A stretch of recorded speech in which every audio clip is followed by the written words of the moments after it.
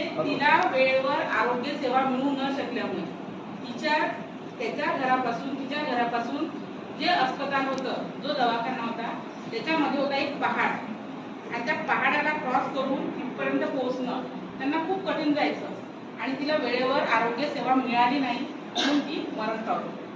त्या दशरथ मांझींनी एवढं मोठं दुःख जे आहे त्या दुःखाला असं कवटाळून नाही ठेवलं.